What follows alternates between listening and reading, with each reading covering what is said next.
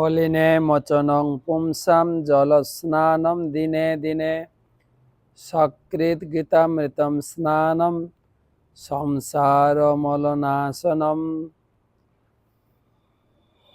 সংসারের সমস্ত কলুষ থেকে মুক্ত হতে গীতা পড়ুন। আজকের আলোচনা ৩৬তম শ্লোক।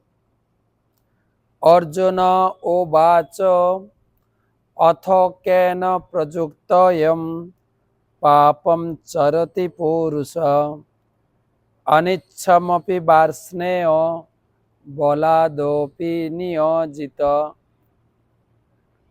অথ কেন প্রযুক্তয়ং পাপম চরতি পুরুষ অনিচ্ছমপি বার্ষ্ণেয় বলাদপি নিয়োজিত।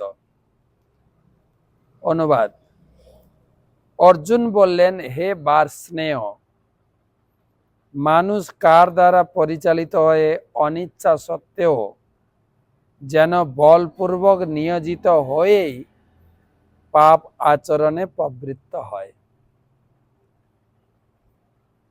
অর্জুন পুরো কনভিন্স হয়েছেন কর্ম করবেন। কর্মে আবার নিজের কর্তব্য কর্ম বর্ণাশ্রম হিসাবে ক্ষত্রিয় ধর্মের যুদ্ধ করবেন বলেও তিনি কনভিন্স হয়ে গেছে। এখন প্রশ্ন হচ্ছে, ভালো কাজ করতে চাই তথাপি পাপ হয়ে যায় কেন? এ পাপ কে করায়? আমার পূর্বজন্মের কিছু দূষিত কর্ম, নাকি আমার স্বভাব, নাকি ভগবান আমাকে পাপ করায়? স্বামী বিবেকানন্দ বলেছেন, পাপীকে ঘৃণা করো না, পাপকে ঘৃণা করো। তাহলে পাপ করতে চাই না, আমরা জানি পাপের পরিণাম, সেই জন্য কেউ পাপ করতে চাই না, কিন্তু অনিচ্ছা সত্ত্বেও কেন পাপ হয়ে যায়, তার ফলে আমাকে ভোগান্তি ভুগতে হয়।